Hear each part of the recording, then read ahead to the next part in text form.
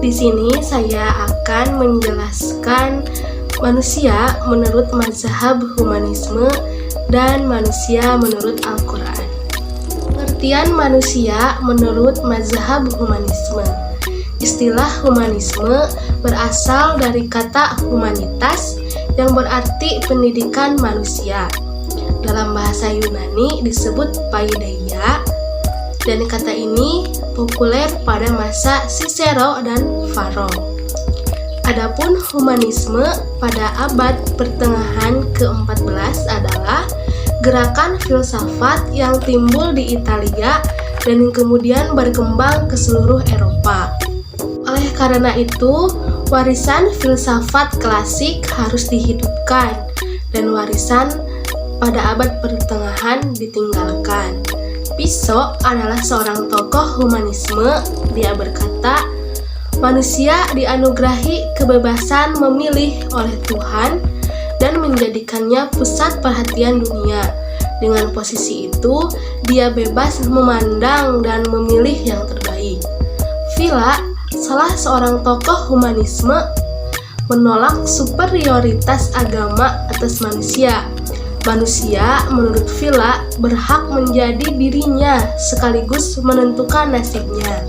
Humanisme pada awal Renaissance berbeda dengan humanisme pada abad ke-19 dan 20. Kendati dalam berbagai hal memang ada kesamaannya. Humanisme pada waktu itu bertujuan untuk meningkatkan perkembangan yang harmonis dari sifat-sifat dan kecakapan alamiah manusia. Pada waktu itu, para humanis tidak menyangkal adanya zat yang maha tinggi. Hanya saja mereka berpendapat bahwa hal-hal yang alamiah dalam diri manusia telah memiliki nilai cukup untuk dijadikan sasaran pengenalan manusia. Beberapa abad kemudian, baru muncul gerakan humanisme yang melepaskan segala hal yang berkaitan dengan Tuhan, akhirat, yang hanya menerima hidup di dunia seperti apa adanya. Aliran humanisme memandang bahwa manusia adalah makhluk yang mulia, yang semua kebutuhan pokok diperuntukkan untuk memperbaiki spesiesnya.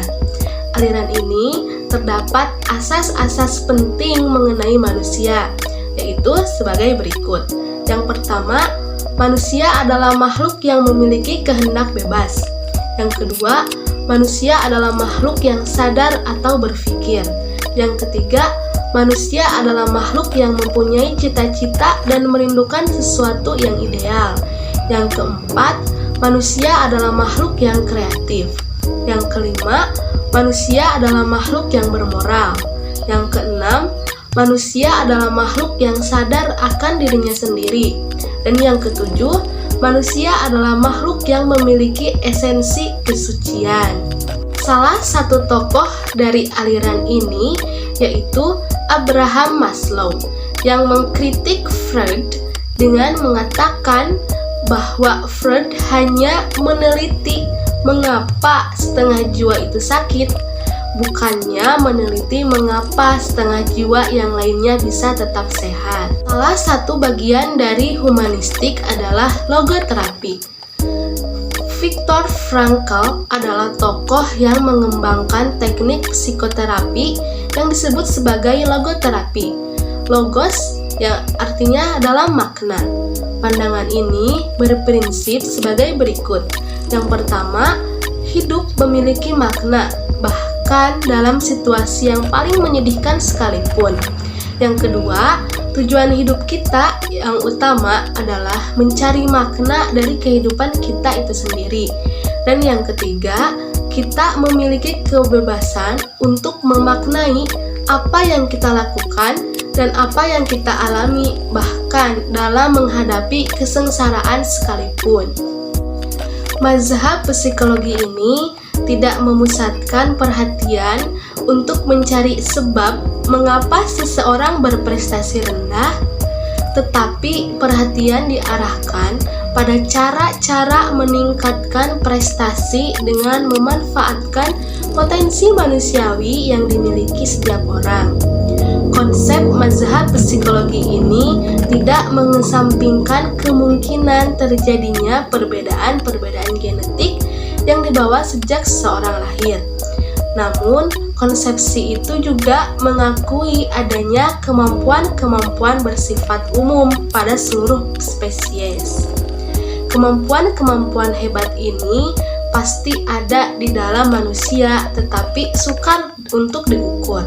Kata Maslow, kita tidak dapat mengukur sampai berapa tinggi seseorang akan tumbuh. Kita hanya bisa mengukur berapa tinggi badannya saat ini. Kita tidak akan pernah mengukur seberapa pintar seseorang akan dapat berkembang dalam kondisi-kondisi yang serba terbaik. Kita hanya bisa mengukur seberapa pintar ia dalam kondisi-kondisinya yang nyata adanya.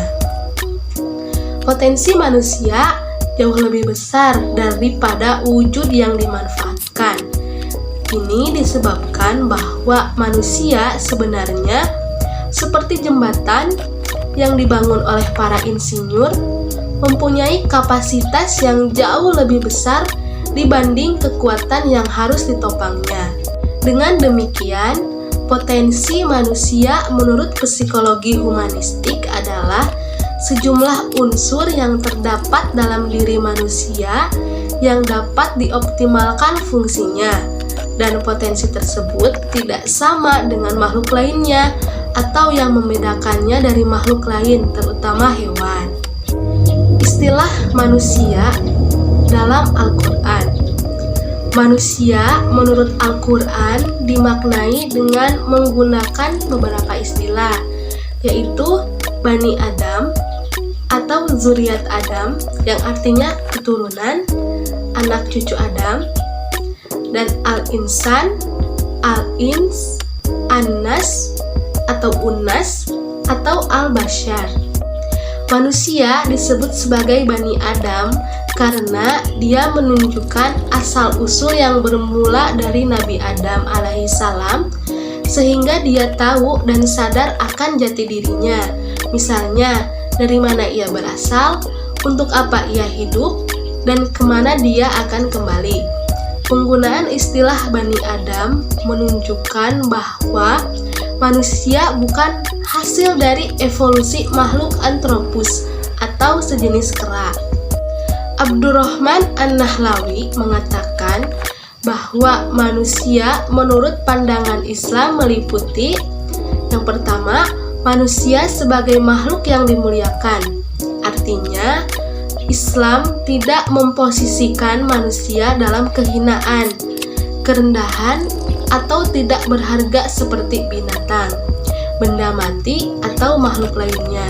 Ini terdapat dalam Quran Surat Al-Isra ayat 70 dan Quran Surat Al-Hajj ayat 65. Dan yang kedua, manusia sebagai makhluk istimewa dan terpilih. Salah satu anugerah Allah Subhanahu wa Ta'ala yang diberikan kepada manusia adalah menjadikan manusia mampu membedakan kebaikan dan kejahatan atau kedurhakaan dari ketakwaan. Manusia dalam perspektif Islam berbeda dengan konsep manusia dalam pandangan agama-agama selain Islam. Al-Quran telah mengungkapkan dan menjelaskan istilah-istilah manusia, yaitu yang pertama, Al-Insan dan Al-Nas. Kata Al-Insan berakar dari kata uns yang berarti jinak dan harmonis. Kata insan ini tampak sebagai lawan dari kata binatang liar. Kata insan digunakan Al-Quran untuk menunjuk kepada manusia dengan segala totalitasnya, jiwa dan raga. Manusia berbeda dengan binatang. Manusia memiliki rasa malu jika melanggar aturan. Manusia adalah makhluk terhormat dan mulia. Kata insan disebut sebanyak 65 kali, dipakai untuk sebutan manusia yang tunggal atau individu, sedangkan kata An-Nas disebut 241 kali untuk sebutan manusia jamak atau sosial.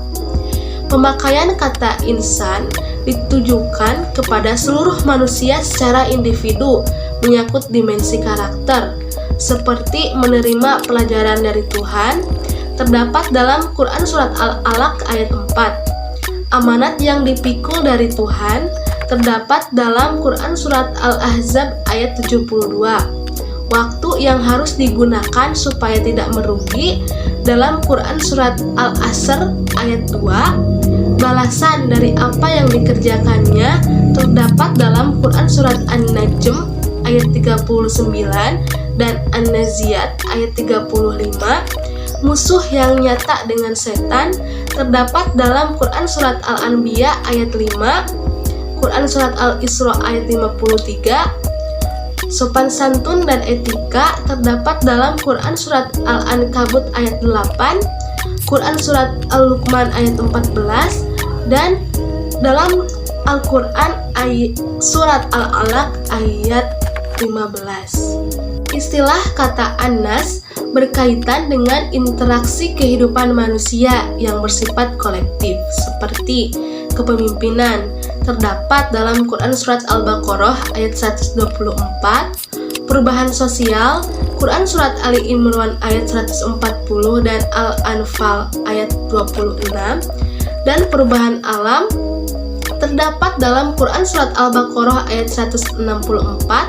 Yang pertama, Al-Bashar.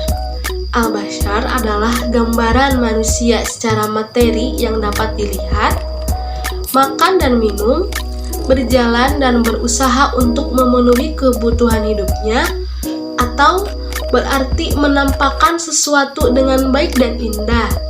Kata Bashar diulang dalam Al-Quran sebanyak 36 kali, dipakai untuk menyebut manusia dalam kaitannya dengan aspek-aspek jasmania.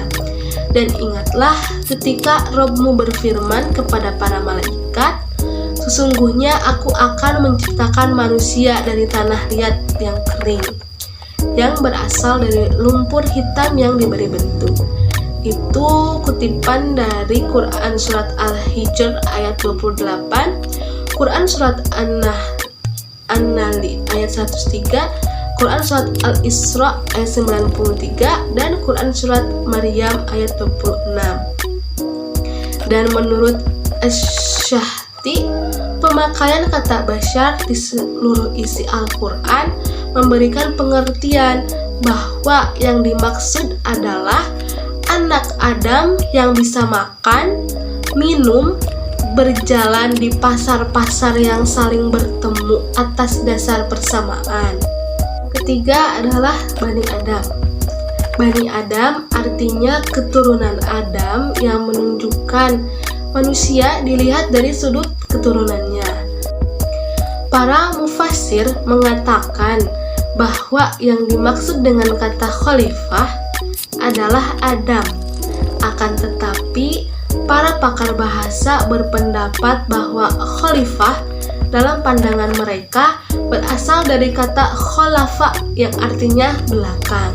Seorang tokoh yang bernama Al-Raghib Al-Isfahani dalam Mufradat fi Gharib Al-Quran, sebagaimana dikutip oleh Muhammad Quraisy Shihab, mengatakan bahwa kata khalifah atau pengganti adalah menggantikan orang lain untuk melaksanakan suatu tugas atas nama yang digantikan, baik bersama yang digantikannya maupun sesudahnya.